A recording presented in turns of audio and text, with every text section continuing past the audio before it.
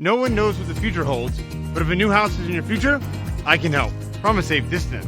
I'm Nick Acosta, your downtown expert, and I'm hosting safe and sanitary open houses. Nothing is different except for temperature checks at the door and masks are required. But it still smells like there are fresh baked cookies in the oven. So come on by one of my safe and sanitary open houses, and I'll say welcome home from 6 feet away.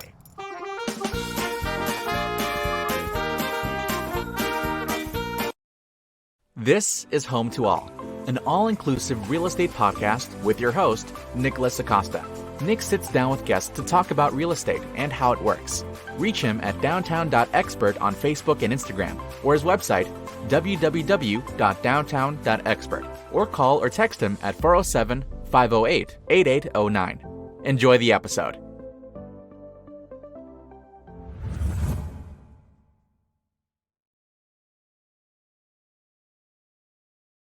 Hello, everybody. This is Nicholas Acosta, your host of the podcast, Home to All, an all-inclusive real estate podcast. Today, I have an awesome guest, as always, Jason Celen with Partners Federal Credit Union. Let me go ahead and get him in here. Jason, good morning, sir. How are you? Hey, Nick. I'm doing great. Thanks for having me here today. Oh, no worries. Thank you for being on the show, and it's awesome how you said you found me on LinkedIn, and then you also helped out with the buyers that bought my condo in Orlando. So I'm really grateful that we got to meet. So awesome. It was fate, I say. You know. Oh no, it was, and it all happened pretty quick. You got us closed 2 weeks earlier, which I'm very grateful for. So I appreciate that.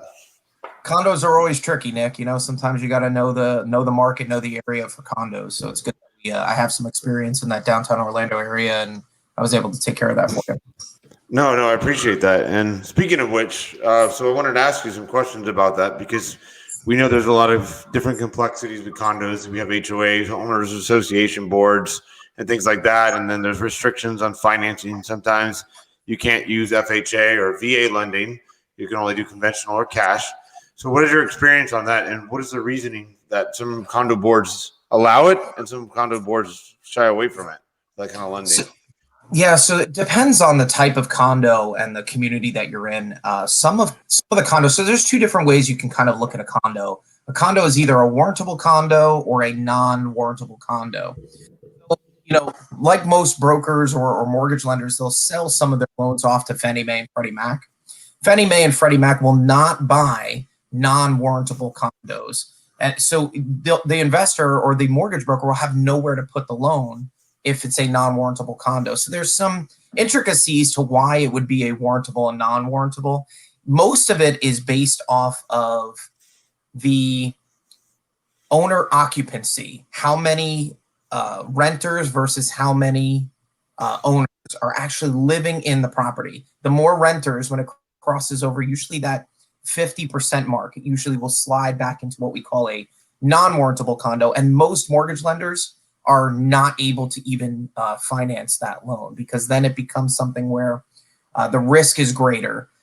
We also look at the budget of the condo to make sure that the condo community and the HOA is putting away sufficient funds to cover any major expenses or major damages. So mortgages on condos always have that extra, level of something you need to look at before we can, decide whether or not it's a financeable property. No, awesome. And like I mentioned to everybody that, you did an amazing job getting us done with this condo closing 2 weeks earlier, just to add to that to everybody listening and watching today or whenever you guys catch up on this podcast, that that's not the most likely thing to happen with condos. It can take a little longer because you have to deal with the estoppel and getting that back. But I said we did pretty well in record time for this transaction. I agree on that. So. So awesome. I'll give you an example. The condo community that you worked on is a condo community that I've done a few loans in and has no issue with going through processes. But there's another one in downtown Orlando that I've become something of an expert on this particular condo community because years ago there was a little bit of an issue with the builder. So the HOA actually sued the builder, the original builder, in 2017. And right now, most mortgage companies won't touch it because there's a litigation on the property. So you have to know the details of this litigation before you can enter into a contract with this community. So I think, talking with your lenders, if you're thinking about buying a condo, and making sure that the property fits into what you're looking to do is important, and making sure you have a real estate expert like yourself that knows, the different intricacies of the condo communities. That's awesome. So you guys are you're at Partners Federal Credit Union. And what is it like? Is there any special types of products that you guys have that other people may or may not offer in regards to condo lending? So specifically in condo lending, we're a little different at Partners because we have what we call a portfolio lending options. I would say in most, and this isn't a blanket statement, but most mortgage companies and mortgage lenders are what they call brokers, and they broker the loan to somebody else. All they are is the front person who will ship the loan to an investor. We can do that at Partners, but we don't have to. We do have a portfolio of money that's set aside for home mortgage financing. So if it fits into one of those categories, like I was talking before, warrantable and non-warrantable, where the condo becomes a little different, we can still finance it. It just has to be run under a slightly different program. So condos actually run at the same rate on a primary residence as a single family home here at Partners. So if you're buying a detached single family and a condo, the rates, the programs, everything is going to be exactly the same. It's just if it doesn't fit into the warrantable or non-warrantable section, it would slide into a slightly different program at Partners in terms of rates, but we'll still be able to finance it, whereas most other mortgage lenders would not be able to continue financing with that loan. Well, that's awesome. Yeah, so that's the other question I have for you is like, do you guys also do, I'm looking through your website here as I've done before prior to this show, but I see your home equity stuff. Do you guys do condo lines of credit as well when it comes to that? So we do home equities on any property up to 90% at the current time. That's where we're at this time. So that's kind of where we'll look at home equities. So if you finance a loan with us and you want to take out a home equity, we can, if you do it right away, obviously we can use the appraisal that was done at the time of purchase. But if it's done after the fact, home equity is a great way to get some cash out of your home, especially with the rates right now, which are still at historic lows, although they've creeped up a little bit. If I had asked you 2 years ago if 3.25% rate was good, you would have said, heck yeah, let's go, right? But now it's getting the idea that it's not great, and it still is fantastic. I mean, a 3.25% market interest rate right now is still spectacular, and it's a great time to buy a home. No, I know we talked about that as a side note yesterday that I'm keeping an eye on my property that I just purchased in St. Pete, where I've had like maybe a $10,000 or $15,000 increase in the last 4 weeks since I bought it, because of the appraisal came in actually $30,000 below this price. But there's already starting to see a rebound in that. So which I'll have to reach out to you when that time comes, when there's enough equity in this house. But so explain to people about that, because that's one question I always have, and it's always in my mind. And this is new for me now that I have a house. I mean, I know I could have done it with a condo. I had a refi loan on the condo, but as a house, if I wanted to do things like, I don't know, like emergency stuff for the house, or upgrade the bathroom, or remodel the kitchen, what percentage of equity do you have to have in the home in order for somebody to be able to get a home, like a HELOC or a home equity line of credit with you guys? So there's two ways to do it. Recently, because the mortgage interest rates have been so low, that conversation will determine based on what your current first mortgage is. So I usually ask people what their first mortgage rate is before I get into a whole home equity line of credit conversation, because a cash out refinance is cheaper on interest rate than a HELOC is by a considerable amount, by over a point. So if you need $25,000 or $30,000, and we can refinance your current first mortgage and lower your interest rate and do that, that's obviously the best way to go. Especially if you're going to stay in the home. And if you're doing repairs on it, most likely you are. A cash out refinance is to 80%. So you have to have at least enough room to get yourself to a max 80% on a cash out refinance of your property. Now, equity line will take all the way up to 90%. So depending on where your mortgage is, you'll run up to 90% of the value of the home.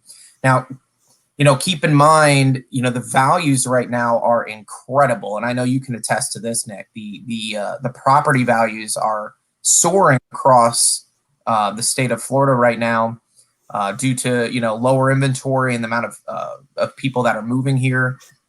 It's pretty amazing with the money you can get out on a property at this time. So. Yeah, no, definitely. And the other issue, not really issue we're having, but multiple people are fighting over the same property in Florida now, which is something you may have only seen like in, let's just say, North Carolina or California, where there's like multiple offers on one property. That's something new for us in Florida. For when I first started in this business almost 3 years ago, you could have a property on the market for 90 days or more, and then maybe here or there you get a low offer on it and it didn't close or an offer didn't get accepted. But now we have a new thing where everything I show buyers that I'm working with here with my leads going out there in the field, there are people waiting in line in their cars now, obviously with social distancing, waiting to get in that property to put an offer in and try to beat somebody out because we have limited inventory, which is also causing, like you said, the values to go through the roof right now over here. Yeah. So, well, I was supposed to attend an open house on Saturday with a realtor in the Claremont area, and she called me up Friday night and said, "Don't bother, we already sold the house." So she didn't even get to the open house before the house was already sold. So the market is moving really quickly. So if there is an opportunity for you to refinance or even to move right now, I mean the home values are in a good spot. The properties are selling quickly, but with the market low interest rates, Nick, I mean, I can't think of a better time to buy a home. No, I completely agree. And I mean, I see apartments going up left and right in St. Pete. I know they were in Orlando, but this is the right time to buy for sure, because I don't know when the train is going to stop rolling down the tracks. I actually was thinking about this last night, and I think about this all the time, obviously, in this business. That, I think what happened is we've had a pandemic, obviously. We thought bad things were going to happen. The market was going to crash, which we haven't seen that happen. Hopefully we won't. And then going back to like 2007, 2008, when we had the housing crisis, I think what a lot of it is the society has learned from some mistakes or lessons or bad decisions they made in the past. So as a society, we've evolved. And I don't want to say this, but I feel like because of our lessons that we've learned, that maybe we are going to prevent something major from happening. Of course, I know eventually pricing has to reset, but I don't think it's going to happen in the same way it happened in the past. Do you think that's a possibility as well? Or? Well, I will tell you the housing crisis and the housing market falling apart back in 07, 08. I was part of City Financial at that point in my life, long time ago. And it was based off of that housing crisis, was based off of mortgage practices that are not in place today. Mortgage practices of what we would consider, say, a no-doc lending practice, where you can just come in and buy a house without proving anything. So we're giving loans out to people that should not have gotten, approved at that time for that mortgage. There was also a lot of adjustable rate mortgages that would increase significantly. I'm talking 3 or 4% at a year or 2 year mark. And when those things came due, the people living in these homes couldn't afford the mortgage payments anymore. So you had stable households that no longer could afford a $250 payment bump because their interest rate went from 4.5% to 7%. So that is really the key to today. Those mortgage practices aren't here anymore. There's guidelines in place that are stopping that from happening. And not to say getting a mortgage is difficult. A mortgage can still be done, on a conventional mortgage down to a 620. Sometimes we're seeing 580s and below, even FHA mortgages. So there are ways to do it, but you still have to be able to prove your income and prove your ability to be able to repay that mortgage. Back in 07 and 08, you were not doing. So it was creating a scary situation with the market, which I don't foresee happening again. Yeah, that's the vibe that I get, since there's been a lot of regulation put in place and more checks and balances that it'll be interesting to see what, not that I want it to happen. Nobody does. But things in life are unpredictable, but it's just like the pandemic, for example. I think if we were ever running a pandemic again, what we know now about face covers, we know about social distancing of 6 feet or more, that I don't think if we ever had a pandemic in the next 100 years or less, we're not going to probably go as drastic as we did with shutting things down and closing bars and restaurants for months on end and then suspending travel. Now we know it's all part of evolution, just like within 2007, 2008 with the lending. And now it's with the pandemic. We learned from what we did, and now we're moving forward in life and we're evolving. So, and we do this with everything, not just loans or anything, or pandemics, but also like, building codes. I mean, back in the 1920s, houses used to burn to the ground because you used that, knob and tube wiring that was covered in cloth.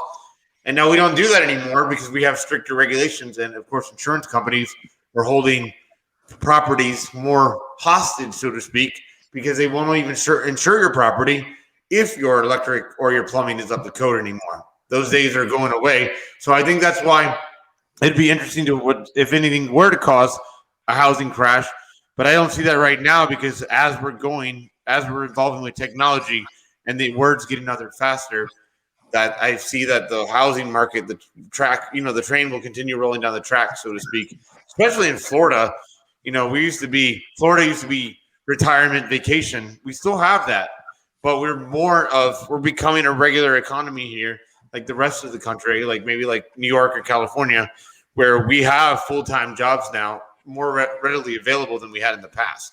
Not just tourism, but other things like financial jobs or, things like that. So that's where I see it going. I mean, it's interesting because, I've always said I moved down to Florida 7 years ago now from the Northeast. And I've always said that, I live where people vacation, so now when you see Orlando and out there in St. Pete, I mean, you have vibrant communities that are supporting, local businesses and you have some of the major hubs of, financial institutions, banks, insurance companies that are moving into, these areas.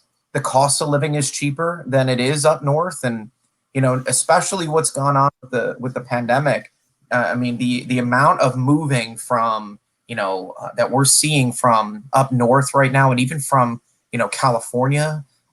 Partners is the Disney chartered credit union. So we're seeing a tremendous amount of California cast members and whatnot moving to Florida.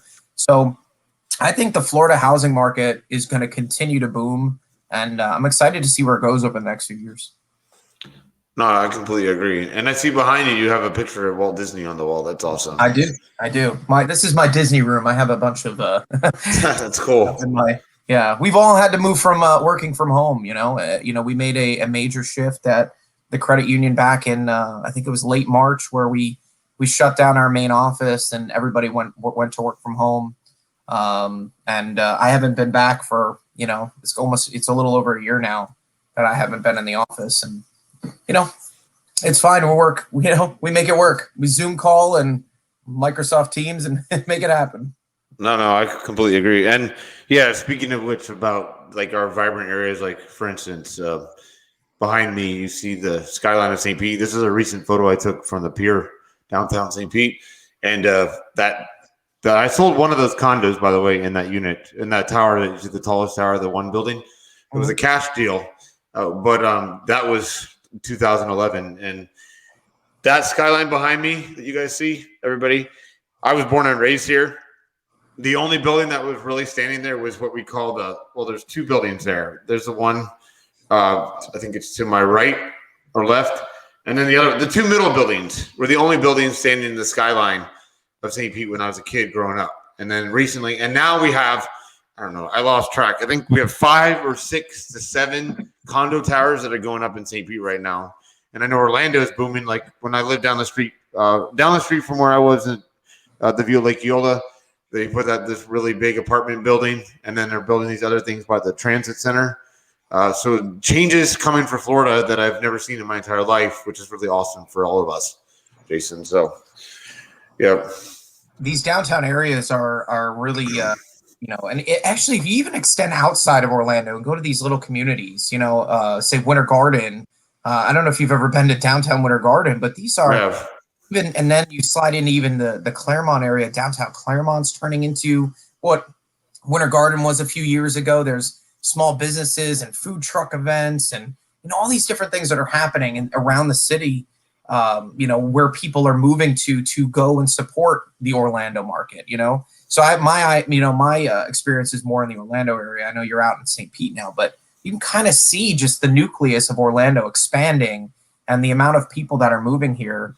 It's incredible to see, because when I moved here, there wasn't much, in this area, and it's been nice to kind of watch it kind of grow and build into what it is today. No, that's awesome. Yeah, I know you said you got to catch the episode the podcast where I got to interview Mayor Demings for the second time. I have Mayor Kreisman of St. Pete that's going to be interviewed by me on Wednesday of this week. When I talked to Mayor Demings, I talked to him about bridging Tampa Bay with Orlando, because we've got the beaches here. Obviously, you got them in Daytona too, but bringing East Coast, West Coast together into the middle, like you said, the nucleus of Orlando. And I'm gonna talk to Mayor Kreisman of St. Pete on Wednesday about commuter rail and be able to go from the beaches all the way to Disney or Universal, or all the way through to Daytona. But Mayor Demings said he liked that idea, and I'm gonna try to plant another bug in his ear in the future to talk to him more about that and see how I can get him to kind of encourage and influence the mayor of St. Pete and Tampa to add transit to connect us to Orlando all the way across. Yeah. So there is, if I'm not mistaken, a rail line that is being built currently from Miami up into the Orlando area that they're working on. But I think you're right. A Daytona to Tampa, or even Tampa to Orlando, that rail line would be used heavily in terms of people traveling to that Tampa area. I love Tampa Bay. It's one of my favorite places to go. The Amalie Arena there is, for me, where I live, is actually easier to get to than even the Orlando arenas. But I do love that. I love that area, and I think that a rail line between the two of them to bridge those two communities together would be fantastic. Most definitely. So I always ask all of my guests this question: what is one positive thing you have to give advice to anybody listening or watching this episode? I think that the most important thing, and you're a realtor, so you meet a lot of clients and you speak to a lot of people. I do a lot of our educational pieces over here, Nick. So our first time home buying seminars, and I end every single one of my seminars the same way. A lot of people think that they can't buy a house, for many different reasons that are going on in their head. And the truth of the matter is, you absolutely can buy a house. You just need to take some steps and make sure you reach out to somebody that can help you. Because even if you're in your mind, you think you can't do it, I can promise you, I have talked to hundreds of people who, after 10 minutes on the phone, cannot believe that they can actually do it. Home ownership is possible for every single person. You just have to, if you are in a position, take some certain steps, but we'd love to guide you along that way. Find the right realtor, find the right financial institution, and help you make it happen. No, that's awesome advice. Thank you. I completely agree with that. So Jason Celen with Partners Federal Credit Union. And you said that this is a Disney credit union, but is this open to the general public now? This credit union? Currently, we are allowed to take Florida home buyers. So anybody in the state of Florida that's buying a house, we're able to assist them, or at least try to assist them at this time. That's awesome. All right. Yeah, you can reach them at 407-885-4532. That's 407-885-4532. Partners Federal Credit Union. Jason, again, thank you very much for coming on the show today, and I look forward to working with you in the future, sir. Thanks, Nick. We'll talk soon, okay? All right, sir. Thank you. Bye, everybody. Right.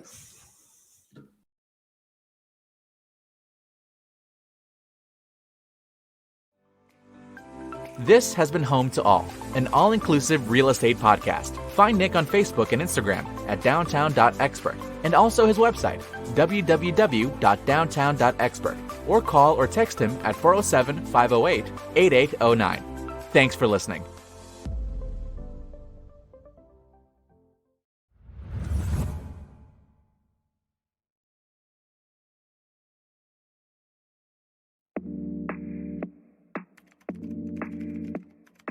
Don't spend hours or days looking for your new home. Let a downtown Central Florida expert guide you. I'm Nicholas Acosta, and I'm here to welcome you home.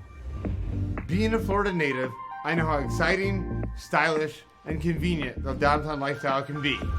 From the nightlife scene in the heart of downtown to the natural beauty of Florida. I'm Nicholas Acosta, and I'm here to welcome you home.